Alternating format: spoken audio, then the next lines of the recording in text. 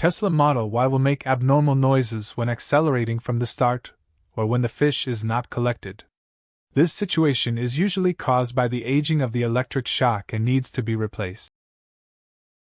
This is Tesla's engine assembly. Don't you think it is caused by the aging of these motor-fixing rubber sleeves?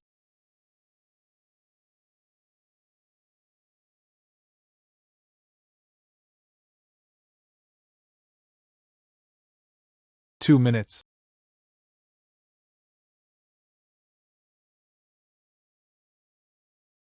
2 minutes.